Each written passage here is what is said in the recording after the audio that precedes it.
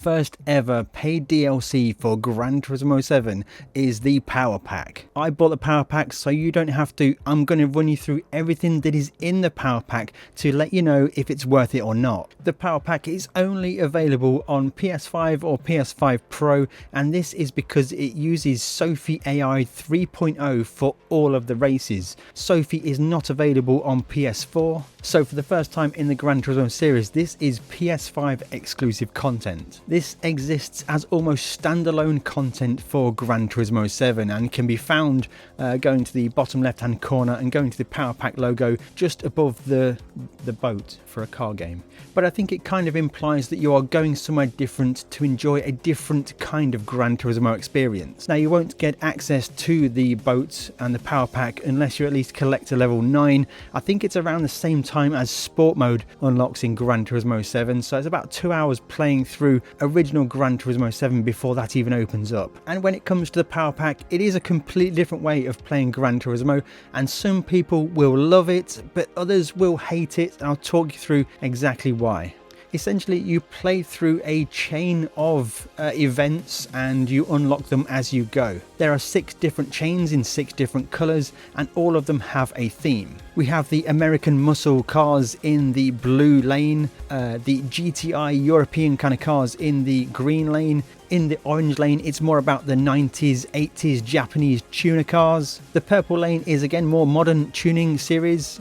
In the yellow lane, we've got kind of historic rally cars. We've got some amazing Le Mans cars in this lane here. And finally, in the pinky one, we've kind of got Nürburgring, kind of European, Porsche flavour, GT3 kind of cars in this one here. The first important thing to note that makes this very different from the original Gran Turismo 7 is that you play with predefined cars. You do not play with cars from your garage. When you choose to enter a race, you have 3 cars available at every different race, and it is the car that you choose that determines how difficult the race will be. So right here we've got the Skyline with 358 horsepower, the Fair Lady with 231 horsepower, and then finally we've got the Alpha, which has got 241 horsepower. The difficulty of the opponents in each of the races does not change. That is a set difficulty. Those opponents will race at the same speed no matter which car you choose. It's also important to note that no car tuning is available. There is no different setups to choose from.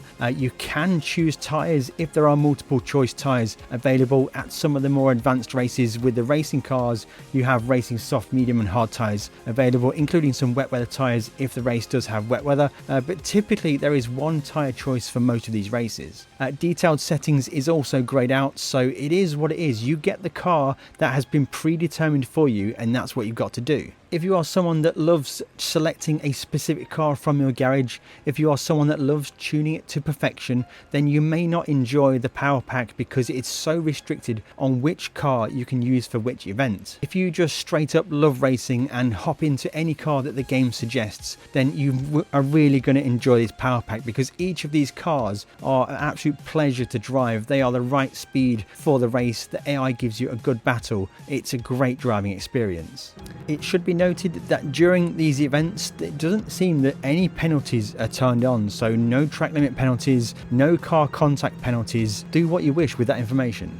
Any significant track cuts, however, will often get the car reset, so if you're going to push the limits, just do it by a fine margin. In some races, tyre wear and fuel usage is enabled, but I've never come across a race yet where you do need to make a pit stop for tyres or fuel in the normal races. That is, in the endurance events, which we'll cover a little bit later in this video, you will have to think about strategy. The rewards for each race that you do is stars, up to 20 stars per race. Now, this isn't a currency. This is more an unlock progress system.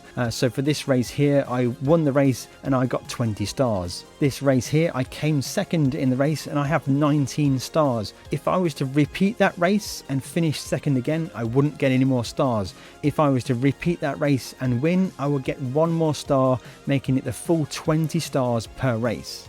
Races along the pathway are locked until you complete the previous race. Now the result to complete the previous race does not matter, all you need to do is finish the race. In this example here, I won the race. The next race to unlock is the one next to it with the flag you can see there. I can go and race this race now. If I was to finish last in this race but still complete the race, the next one in the series would unlock. Along these chains are unlockable content. So for example here, if I was to get to here with enough stars, then I would get a 4-star roulette ticket.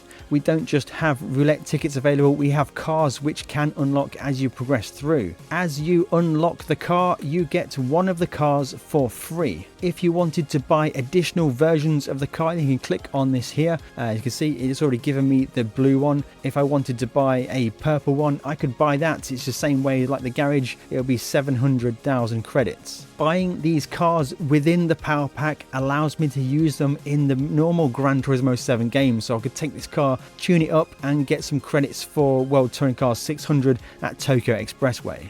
On the orange path down here, you can see we've got the Toyota 811, a few different color choices available. I have the one that was gifted to me for free, this pretty cool kind of dark green color. But if I wanted to buy another one, this is 200,000 credits. The car that I buy within the power pack cannot be used in the power pack. You are still restricted to the 3 predetermined cars. For each of the races within the power pack, you don't just earn stars through the power pack, you do also earn credits, which goes to your Gran Turismo credits total. The credit payouts aren't particularly great, but they are decent. It is something that you will start to build up a good stack of money. But it absolutely does not replace the big credit grinds in Gran Turismo 7. Let's go and look at how the race weekend is, because this is another thing that's very different in the power pack. So I'm going to enter the muscle car race, I'm going to enter this one here. I'm going to go for the Roadster Rampage. I think it looks like a fantastic car, so we'll try that one. It does cost a small fee to enter some of these races, very similar to how Project Motor Racing worked with its career mode. Now this entry fee is such an insignificant amount that it basically doesn't mean anything. Some of the higher up races, let's go and check that now. So a race near the end of the orange tree, let's see how much that one would be. So that is a 2,000 credit entry fee, which is next to nothing really in the grand scheme of things. It almost makes me question why they even bothered having this in the first place. Anyway, back to the muscle car race. So I'm going to pay 300 credits to enter this race. Okay, so you arrive at the track and you're offered with practice. So immediately you can go into practice and cars are out on the track. It is a much more immersive race weekend experience. So right now we've got, I think it's 16 cars out on track. They're circulating around, they're doing their laps. We can now choose to go to track. We can start to fast forward time if we want to see what lap times they're going to do, get a feel for where they are on the track. Essentially it's fast forwarding time. The practice session is a 60-minute allocated session. That gives you plenty of time to get yourself dialed into how it needs to be. We can spectate the other cars, so we're going to skip to some others and just look to see how these guys are getting on. Switch to different onboard views to see how they're driving. This is Sophie AI 3.0 and from my experience it's really good fun to race against these guys. I've had some great battles. I am still unsure whether they have additional grip on the brakes and accelerating off the line in some cases, but it does still make for great racing. Sometimes they can just absolutely send it to the inside and get the car stopped as if by magic.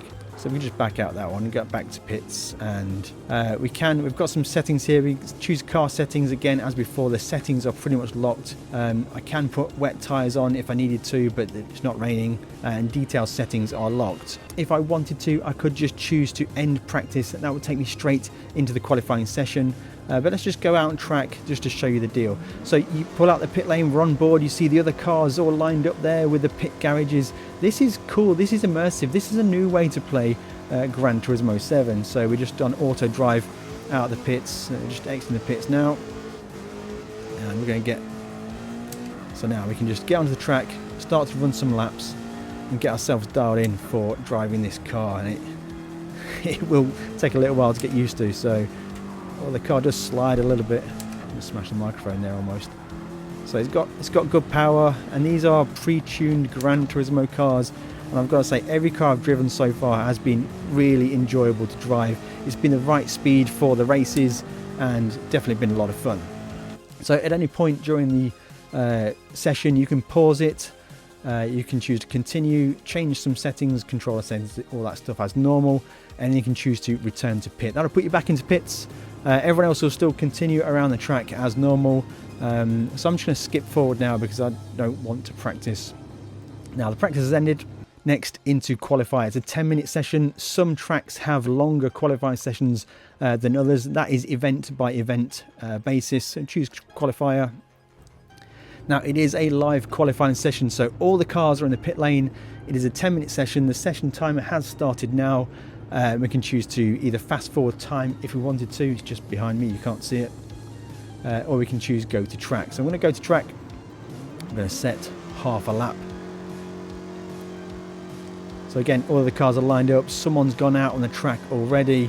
It's just it feels like a live racetrack experience. This is something that's been completely missing from the Gran Turismo 7, and I welcome this change. So if you're into racing, getting a feel for motorsport, race weekends, that kind of thing, then this is definitely something you will enjoy. If you want to be tuning cars and just grinding the bid money races, then it might not be something that you're into.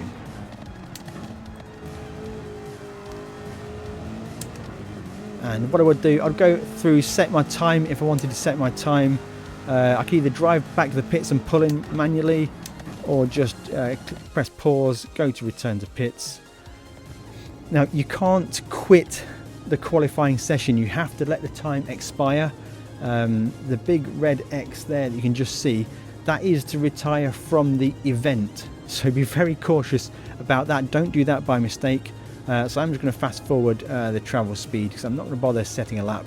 We're going to go from the back and see what the AI drives like. So after the time expires, you do get a grace period to allow you to finish the lap you're on in qualifying, and when that expires, the qualifier has ended. And I finished dead ass last because I didn't even set a time, but I can just choose next and then we go into the race. At this point, it's important, just take a moment to make sure everything is set right. If there are tyre choices to be had, make sure you've got the right tyres on. If you see that there is rain happening, then make sure you've got the right tyres on. Because once you start the race, there is no way to restart and try again. You have to basically quit the whole race weekend and start from the beginning. Now I've just hid myself for 1 second here because down the bottom left hand side, click on the weather radar. It is important. If you look on screen, this is basically what happens with the weather from minus 60 minutes up until the current time. You can zoom out, zoom in on the radar. If there is a race where there is potential rain around, you can see if there's any rain coming into the track. Right now this is a dry race, it won't be anything on here, but it gives you an indication as to what tyres you need to start on if it's a changeable condition race. Now I am happy with everything here, so click on start and then we're into the race sequence. You get a bit of a pre-race introduction, which is pretty cool. You see all the different pre-configured special edition cars that are lined up, details on their qualifying times, driver names. This is a really good intro. I'd like to see all of these fantastically curated cars in Gran Turismo 7. I really do like the variety of cars in this power pack. And there we are, last on the grid. Now we're going to switch to radar because we're going to be doing some side-by-side racing. Some races are standing starts. I would recommend using traction control for those standing starts, but some are rolling starts as well. So there's a good variety in this power pack. So let's see what we're doing now. It's only a 6-lap race, so that's a big ask to try and get up the field, but I'm only doing this just to demonstrate the power pack to you, and let's just see how the AI behaves. There's a big disparity between the speed of the tail enders and the speed of the front couple of drivers in this race, in all of the races in fact. So we should be able to blow by these back markers quite easily. Assuming I knew what I was doing. I'm not driven this track race or combo before, so it's a learning experience and it's good. Playing the AI Sophie 3.0 is an interesting and entertaining AI to drive. They are very much aware of you, but they will send it on the brakes if they think they can put a move on you. So I've never had them completely ram me off, but I've had them just appear on my inside and have to take action to just let them have that inside and maybe try and get a cut back on them on corner exit. So we are 16 seconds off the lead, which that rolling start is quite open. With the other races, much tighter races when he's at grid start, so they are fun ones as well. I wouldn't recommend doing these no qualifying challenges because it is actually difficult to do. I think overall the difficulty level in this power pack is actually quite high. Now look on the brakes here, this guy sent it and he just appeared there.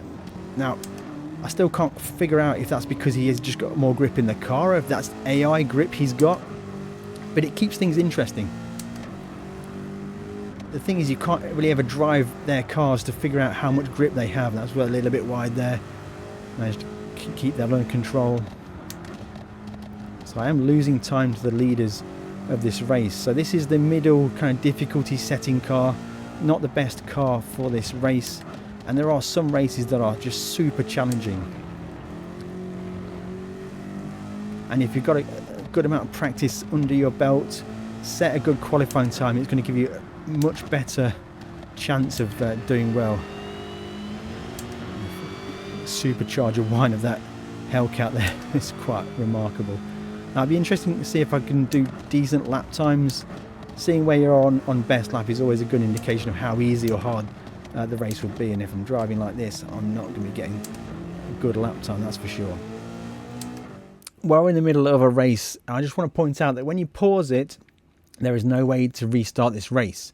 The only option you've got is continue, change settings, or retire. There is no save game option for the majority of the normal races, but there is a little trick for the endurance races, and I'll get to that a little bit later in the video. And across the line to finish, and we're going to get a new personal best, finishing 8th, and because we got 8th, we're going to get 13 stars for finishing that race.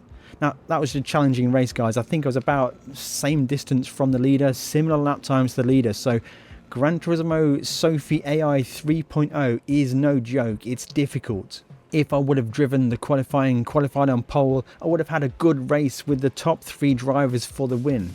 And for coming 8th, we do get some credits. The payouts for the wins are decent, but they aren't big money races. And then back to the power pack menu, we've got 13 stars added to our overall total. It's credited us with 8th, and now the next one in the series is available. So we've got the 4-star roulette ticket. So we just click on that. That will be added to our Gran Turismo garage, which then further unlocks future events. So this one here with the Desert Beetle, and up here to the Vets. So we've got more options to do. I could go and do this race, finish 20th, and then just continue on my journey through the different races. When it comes to the car choice for each of the races, the car choice has no effect on the amount of stars you win. The harder difficulty car choices, i.e. the slower cars that you drive, only give you a prize money payout, so 120% increase for the payout with the Corvette Stingray. It also grants you the 2 chilies instead of the win. If we look down here, this was a win that I got with a, I think it was the fastest car available, so I just get the regular first badge on this one. Up here I used the middle car, so I got the first badge with the 1 chili, and here for this rally race I won it with the slowest car available, so I got a first with the 2 chilies. I guess going forwards, getting 2 chilies on all the races is the goal, but if you just want to unlock all the races with the most stars you can, it doesn't matter what car you choose. Some events do feature dynamic weather, so for example here at the top of your screen you can see that in practice, in this 1-hour practice session, there is a 30% chance of rain. The qualifier is set to be dry, and in the race it is a 30% chance of rain. The chance of rain for each of the events is the same, so if I was to repeat this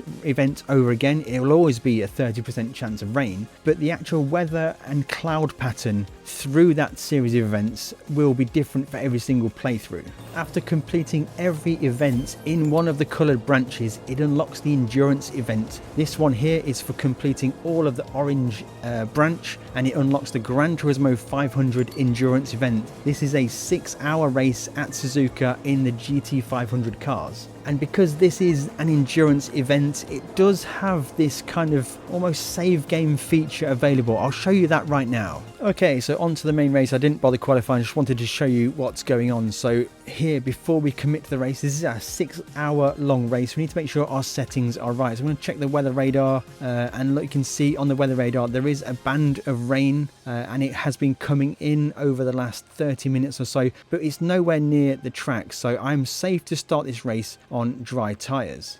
So we head over to settings, head to car settings, and we actually have some tyre choices available because this is an endurance event. We've got the racing medium, racing hard and racing soft tyres available. I don't actually know yet which are the best tyres to go for. I will just start on mediums and see how that goes. I think what happens is during the race, it kind of checkpoints the race progress to allow you to resume if you have the event of a power failure, a system shutdown, a game crash.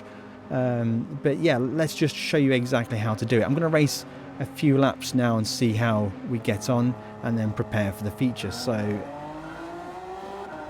it is a rolling start for this one, and as you can see, the car is slow on the straights and it looks like everybody is on medium tyres. Now another interesting thing for the power pack, that timing tower to the left hand side there, oh, nearly ran to the back of that Lamborghini, slow around the corners.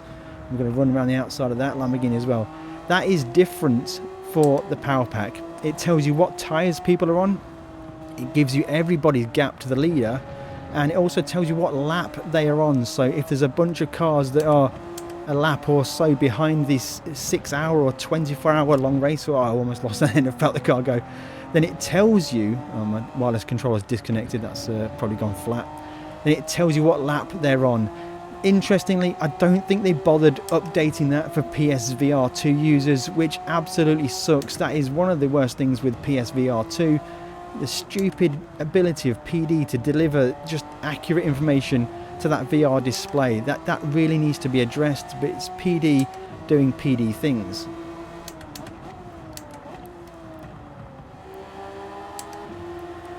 Okay, crossing the line, finishing lap number 4. So let's just try and test this out. So I've got 86% fuel in the car right now. Looking at the tyres, I'm on the racing medium tyres and I have a little bit of tyre wear. I actually need to show you the tyre wear so you can see. There we go, just move myself up. Just below here, there is my tyre wear. A little bit of red on the tyres right now and 86% of fuel. So right now, if my game was to crash, back to home, and I'll choose to close game. Now that's just turning off Gran Turismo. As if power was cut from my PlayStation. Now let's just load up Gran Turismo again. I would take this with a pinch of salt and a warning. I wouldn't try and rely on this feature. It is almost like a safety net that PD have put in for you. So I'm going to go back to the world map. Now, it is free to go and play anything else you want to do in Gran Turismo and even play other Power Pack races. But I'm going to go back to Power Pack now. And then I'm going to go and find the race that I was just in, which is the Gran Turismo 500 Endurance Race. I'm going to select that race and it can see that I have progress data. It's found that I've had progress data of me attempting this race. I could choose to start from the beginning, start the race again, including qualifying and practice. But I'm going to choose resume from progress data. This is how to resume the race. And here we go. It's loaded up now. So it knows we're back on the race. We actually, if you click on settings, there's an option to change car or tyres. And as you can see in the middle of the screen, it says resume race from lap 4. So click on start. And what happens is it's essentially another rolling start. Whatever gaps existed will be back to the starting gaps. So consider it like it's a red flag and a race restart. So everybody lines up, we start the race again, the gaps have been completely reduced like it's a safety car or red flag restart, and we just resume the race from lap number 4. And the starting order and the race is exactly how it was before. I'm still in 16th position. I still have 87% of fuel, but I do have a brand new set of tyres on. So consider it like a red flag restart situation, and you've been able to put a new set of tyres on, but you've not been allowed to refuel the car. So off we go again. We continue the race and we start from lap number 4. Now I have tried this, doing it a few times, and I feel like the granularity of or the frequency of the saves is probably about every 2 laps or so. So for example, if I was to do 7 laps and quit out the game, it might start me from lap number 6. But it does give you that peace of mind that you can attempt a 6-hour race or a 24-hour race, and a power cut isn't going to ruin your day. Now again, from the pause menu, we've got no options to save it mid-race. We can only do it by closing the game. Be cautious about pressing retire, because you do get a little yes no prompt, but as soon as you choose yes to retire, then you're done. It cuts that save game. If you were to do that by mistake 23 hours into a 24-hour race, you're not going to have a good time. And then if we choose the race again, click on here, the only option is for enter. We just can't resume if we hit retire by mistake. Some of the really big endurance races are locked behind star limitations. So for example here, this Group C memories race at the Le Mans circuit with the Group C cars, you need 500 stars to unlock this race. You're probably going to need to be getting top 3s and 4s in many of the races to accumulate enough stars to unlock some of these endurance races.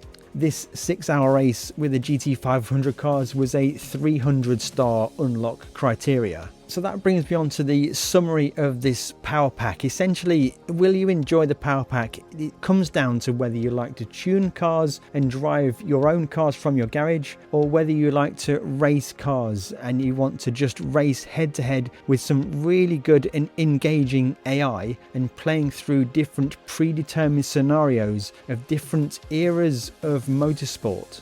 If you love racing, you will love the power pack. If you love customizing, tuning, painting and decorating your own cars, and you're not so keen on driving and racing difficult AI, then the power pack may be something you want to avoid. If you want to be faster in Gran Turismo 7, then make sure you click on the video on screen right now, because being faster is going to help you enjoy the power pack far more than it would be if you're suffering around in the 13th and 14th position. Braking is a critical thing to do in Gran Turismo 7. Check out the video on screen, and I'll catch you in the next one.